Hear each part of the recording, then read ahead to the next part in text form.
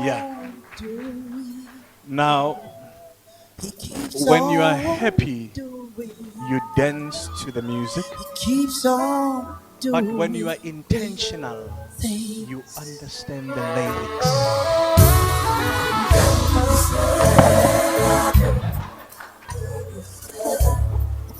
Ladies and gentlemen, DrJ.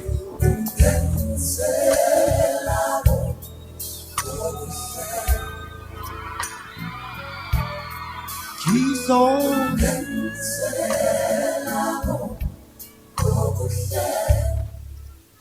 he keeps on doing great things. He's never let me down. No, no, keeps on. I love him, and I love him, oh yeah. I gotta say it again. Keeps on doing great things. Yeah, it keeps on, yeah, keeps on.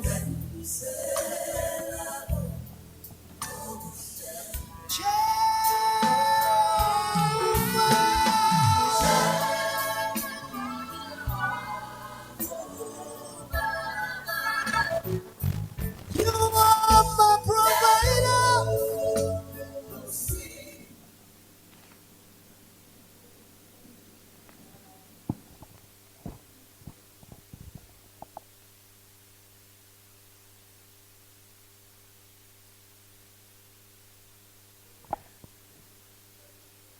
Okay, cool.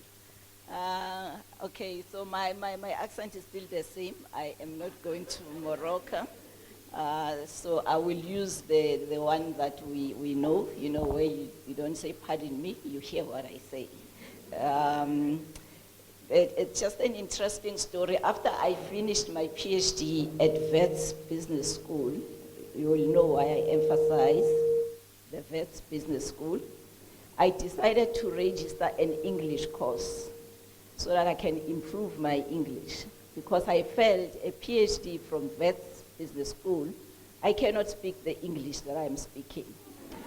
And then I went, it was supposed to be a 2-year course. I did 1 year of that course. So the first part was presentation skills and stuff, and the second part was getting deep into this English. After the first year, because in the first year I kept on asking the facilitator things that confuses me in English grammar, how you construct the sentences, and what is supposed to be the right way of saying things. And most of the time she gave me an answer that says, it depends. And I got more confused as to what is the right English really we're supposed to speak. And then in some of the things she will say, in South Africa, we say it like this, but this is the wrong way of saying it, but this one is the right way of saying it. But if you say it like this, it sounds like it's wrong because we are used to saying it like this in South Africa. So then I had to make an informed decision whether I am going to do the second year of the English or not. And I did not, because I felt like I am every day back to square one. So the English that I speak is the English of somebody who studied during Bantu education. I'm Swati speaking, so my accent is nowhere close to Morocco. It is a Mpumalanga accent, but you will get what I'm saying. You'll understand me very well. So yes, I am Jabulile. That is my name. It means happiness. I am a happy soul. Those who know me, know me. I've written a speech. I normally talk top of my head. But most of the time after speaking, what happens is that I always remember the things that I wanted to say, that I did not say, and I said everything else that I didn't plan to say. So today I decided to write a speech. So first attempt on a written speech. If somewhere along the line you see me looking at you like this, just talking, that means it didn't work. So we try as we go along. Greetings to all the change agents, reformers, revolutionaries, risk takers, risk bearers, uncertainty undertakers, innovators, opportunity-driven gang, resourceful crew, value creators, decision makers, organizers, the crew with multifunctional personality charging different roles. What can I say? I am greeting the big dreamers, the over-optimistic agents, the entrepreneurs, the aspiring, and not the aspiring non-entrepreneurs. You are all greeted.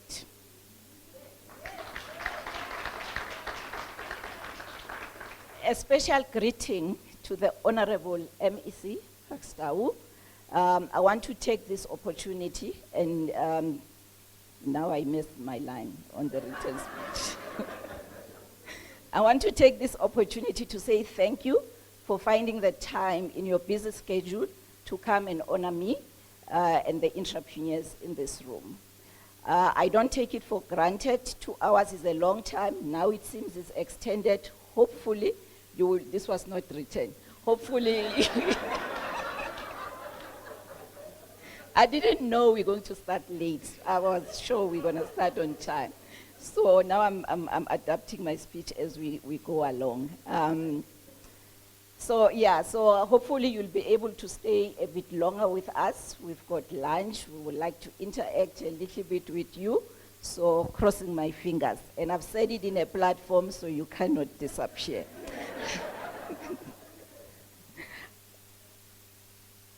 I know you have a special place in your heart for entrepreneurs, and that is why you always find time in your diary for them.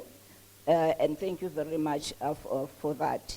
I see Alu is not here, but I've been interacting with Alu a lot as we were organizing this. So in my written speech, there was Alu, so your name was not there, so you'll be Alu.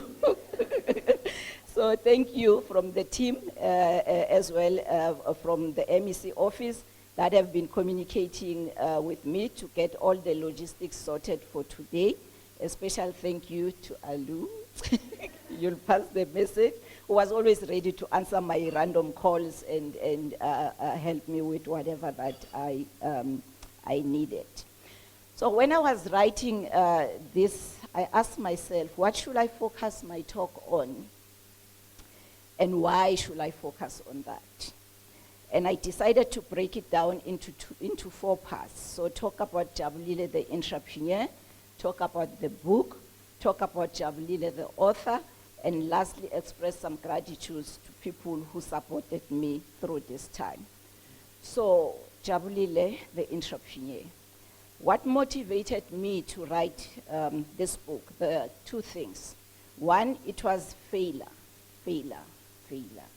And the quest to share knowledge broader than my usual circles that follow me and those who attend my classes and talks. So I'd like to first read a quote from Alan Reyes. Those who are in the entrepreneurship space will know him. As entrepreneurs, we need to find time to rest. As entrepreneurs, we need time to reflect. As entrepreneurs, we need time to get more work done. But what we seldom speak about is that as entrepreneurs, we need time to heal. We all get injured by our journeys, and so healing is super important. And that was one of the reasons I wrote this book, Healing. From the failure of my first business, I came out with scars, and I needed healing. And sometimes healing comes in taking a pen and writing down your experiences, or from helping someone else do better than you did. So this was therapy I needed. It was a healing process that I needed and have always needed for a very long time. Let me tell you a bit of a story so you can get the context of why I needed healing. When I registered my first business in 2003, I was over the moon. I saw nothing but success, happiness, money, lots of money, and a happily ever after life.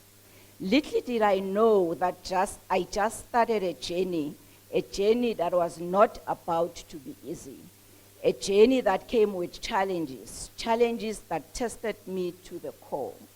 My health, my marriage, my relationship with God, what can I say? My everything was tested. And then after all the trouble I went through and the sacrifices, it all came crumbling down. It was year 2011, almost 8 years of running my first business. When I closed it, I failed. My first business failed. That's how I felt at the time when I was shutting the doors and letting my employees go. From 2004 operating to 2011 to live with nothing, and not just nothing, I left worse off. I was worse than where I was when I started, financially at least. But a big but, I was left with knowledge and experience that no university or textbook could have given me. I describe this journey in the book as a journey of two lovers who are in a very complex relationship, entanglements and all sorts of things you can think about in a relationship. And I call these two lovers Mr. Entrepreneurship and Miss Entrepreneur. It was painful. I did not understand how, why. I tried. I did my best, but it did not work out. I had never failed at such a scale in my life. The first time I felt failure was first year at varsity, and that was it. It was courses, it was modules. I could deal with that. Other things were small waters. That's why I don't even remember them. But this one, not to be forgotten, it hurt. It cut deeply. It really hurt. What is my iPad doing now? Written speech.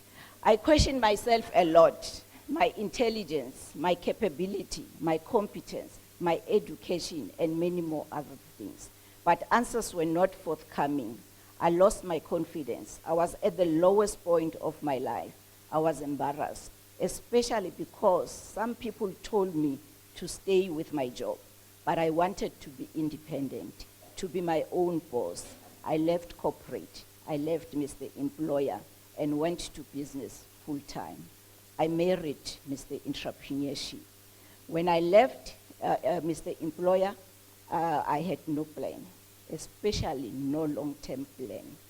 So the book for me became therapeutic.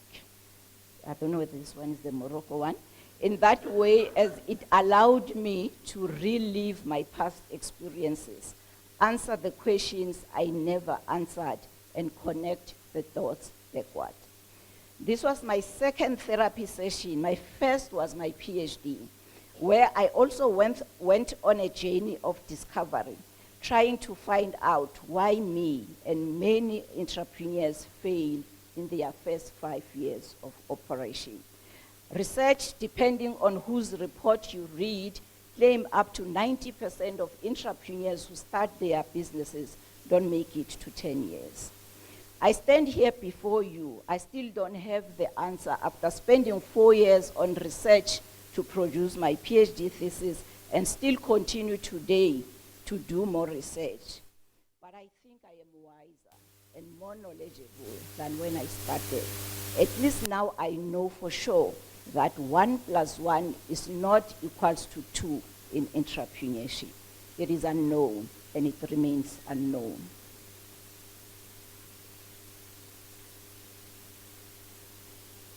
So what is 1 + 1 in entrepreneurship? Anyone who can help us with that can let us know. The absolute equation to entrepreneurship success is unknown because it's dependent on many moving objects and therefore becomes difficult to pin down. But what I did in my book is my best to share what can help increase your likelihood of entrepreneurial success, but nothing guaranteed. So don't read my book, and when you fail, you come to me and say, you said your book will make me succeed. It will increase your likelihood of success. We are very specific as academics. It is not going to make you successful, it will increase your likelihood of success. So what is the book about? The book is an entrepreneurship book, but the lessons go beyond entrepreneurship. It is narrated as a love story of two lovers, and the one partner finds herself in a very difficult position, having to choose between two lovers who all want her attention and all promises good things. It's messy, it's complicated, while fulfilling at the same time. So that's basically what the aim of this book is to educate, to inspire, and to empower you to increase your chances of entrepreneurial success. I emphasize, increase your chances. So hopefully you will understand also entrepreneurship space a bit better after reading this book. So I don't want to give it all away. I will stop here about the book as to what the book is about. We're going to chat a little bit more also when we have the conversation. But I've given you a little bit of a teaser. If you are not an entrepreneur, you will enjoy the book as a lover. If you are an entrepreneur, you will enjoy the book as an entrepreneur. But the lessons apply both sides. You will find that an entrepreneurship with a boyfriend, a husband, a fiancé is so similar to the relationship you build with Mr. Entrepreneurship.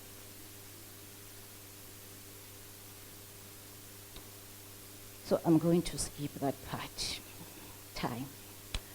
How was my journey as an author? Just a little bit. My journey as an author was full of surprise. I wrote thesis, my master's thesis, my PhD thesis, and I thought I knew it. I read my students' thesis, and I read, you'll forgive me, my students. After my book, I understand how you feel when you get the reds in your thesis. And I thought I've got it. And then I started writing the book. And then I realized that writing a book that is not academic is totally different from a thesis. First, I had to get used to call myself I. When you write an academic, you have to call yourself the study, the researcher. But this time, I had to call myself I.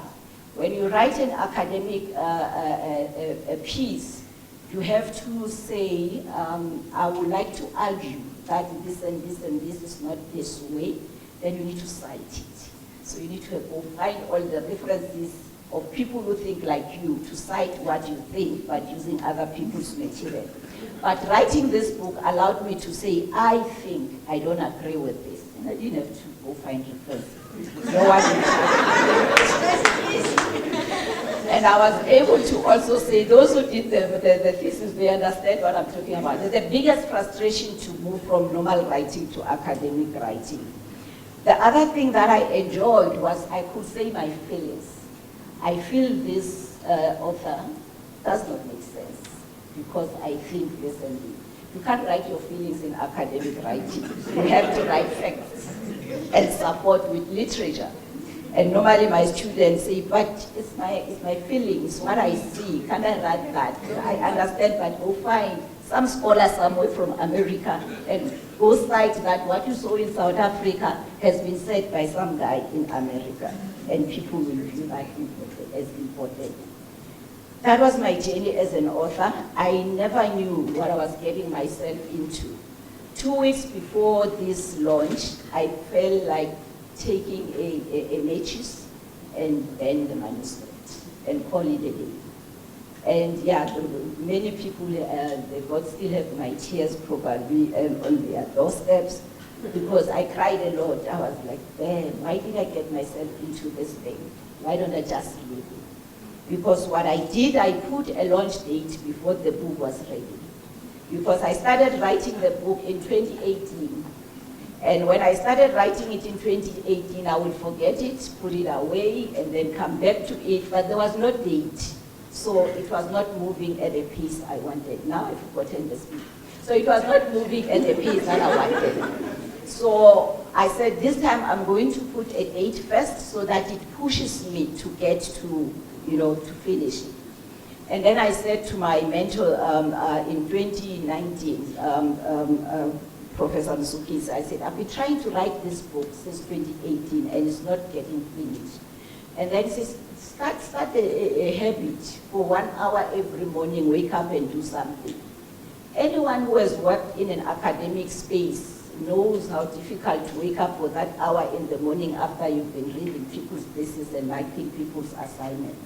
And that was not happening until I decided I'm going to put a date. And now, once I've put a date, because I've got something to lose, to come back to you guys and say, sorry guys, I did not write that book that I put the launch date for. So I had to write it. And then I started writing. And then I got a lot of support, and then I went for writing retreat, and we pushed it. But finally, it got finished. But what I'm trying to bring across and to say to you, put a date to something and get it moving. It's going to stress you, trust me. It's going to stress you, you're going to cry. If you don't have friends who will be there to listen, luckily my friends never complain, I cry. So I go to them, I cry, and like I'm stopping this thing, and then they start asking me, what was your why? Why did you start that? As if I don't know what was my why. But it's tough at that time. I feel this thing is tough, I cannot continue with it. But it helped. So put a date. So are you planning to be an author one day? Do you want to write a book one day? Put the launch date. When you need to cry, you can come to me. I am a coach. I am very affordable. The last part then that I said I want to talk about is to just give some gratitude to people who supported me. Firstly to my team who were there to help me read the book and do all sorts of things.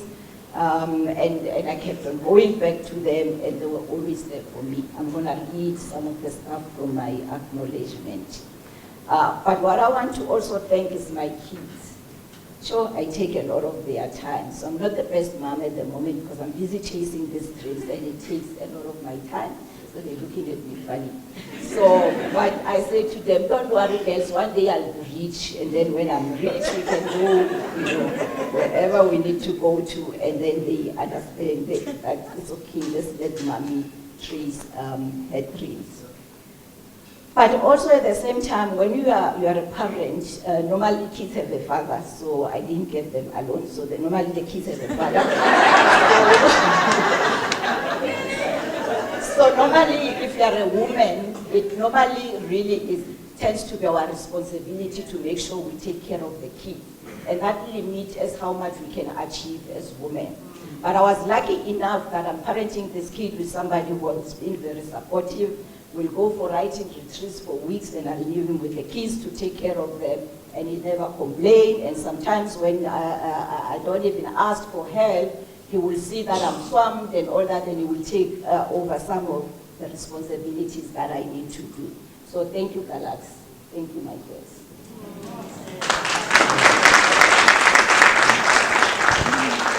So the last part that I just wanted to quickly read.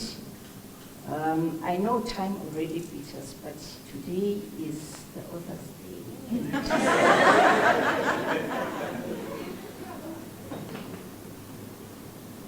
This mic is disturbing me, Sabel. Okay, so to Prof. Morris, in his absence, who believed in me and agreed to do the foreword by just me telling him my storyline and trusted that I will produce quality good enough for him to put his name on it. What a leader. He also made me uncomfortable postponing the launch date. He said, so I told him I was launching in November 2021. We are in November 2021 today. He said in November 29, we are launching Jabulile. I will hold you accountable to that date. And Jabulile, there's no going back. We are launching. That pushed me to put all aside and start writing. Though I launched later than November 2021, I eventually launched sooner than I would have if I did not put a date on it. To Mr. Lisikho Tau, Mr. Reverend indeed, who kept asking when the manuscript is going to be ready.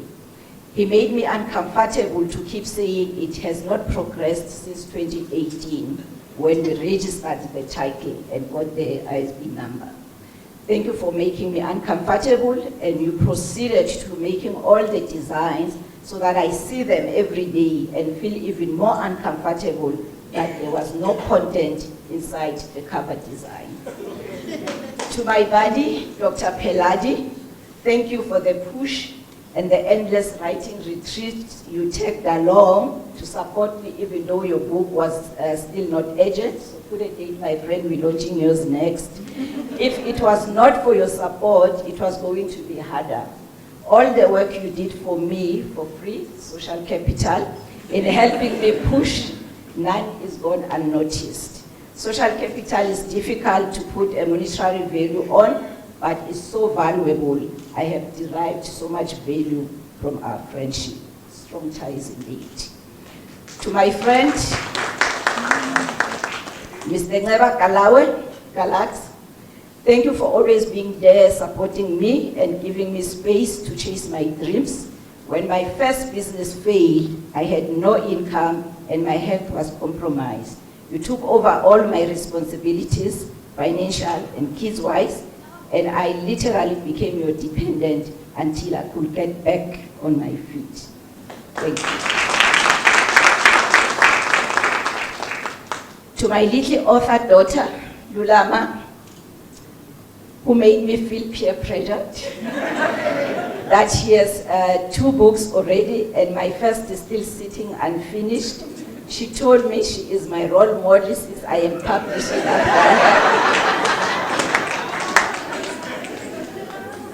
She could not understand why it is taking so long if she can write her books quickly. She has 2 books, one called Summertone, The Bizarre Planet, another called A Surprise Visit, and she wrote hers within 2 years.